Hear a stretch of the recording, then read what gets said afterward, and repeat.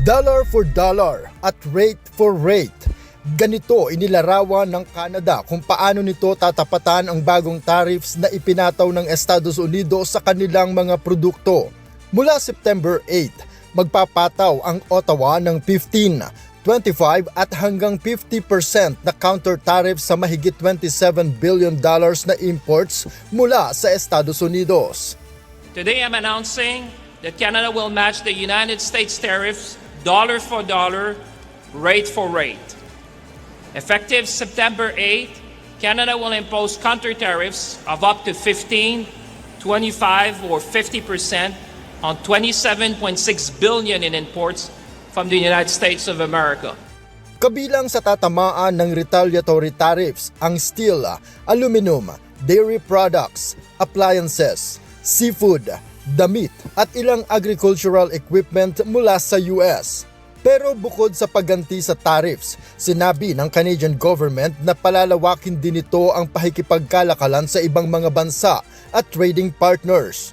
We'll continue also to pivot to work with new allies and also with our trading partners because we need to position Canada as a partner of choice of investment, trade and security. We'll continue to make sure that our businesses have access to more markets, more investments, and more opportunities for Canadians. Kasabay nito, hinikayat din ng mga opisyal ang mga Canadian na gamitin ang kanilang purchasing power para suportahan ang sariling ekonomiya. Ayon kay Champagne, sa halip na American products, dapat piliin ng publiko ang mga produktong gawa sa Canada, habang binigyan diin ni Jolie na makatutulong ito sa pagprotekta sa mga trabaho. Nanawagan din si Ontario Premier Doug Ford sa mga Canadian na huwag nang tumawid sa US para lamang bumili ng mga produktong kaya namang gawin sa kanilang bansa. You protect your own. You protect your own backyard.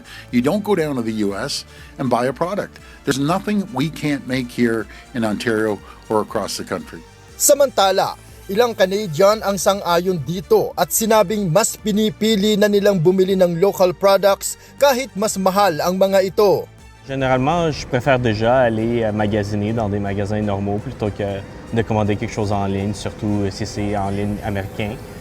Fait que ça va pas. J'ai déjà fait mes changements il y a quelques ans. Ben, même pas quelques ans, surtout l'année passée avec ce que Trump disait du 51e État. Bukod dito, ilang Canadian na rin ang nagsabi na hindi muna sila bibiyahe patungong US sa gitna ng tensyon. Mes habitudes de consommation n'ont pas nécessairement changé. Je pense que je n'achète pas vraiment des produits américains déjà de base. Mais en tout cas, ce qui est pour mes habitudes personnelles, je sais que j'ai prévu de ne pas aller en vacances aux États-Unis pour les pour les prochaines années. Noong nakaraang taon, bumaba ng 25% ang bilang ng mga Canadian na bumabiyahe sa US. Sa kabila nito, ilang Canadian din ang nanawagan at humiling na sana ay humupa na ang tensyon upang hindi na nito maapektuhan ang mga mamamayan ng magkabilang bansa. Quand même deux territoires qui sont collés.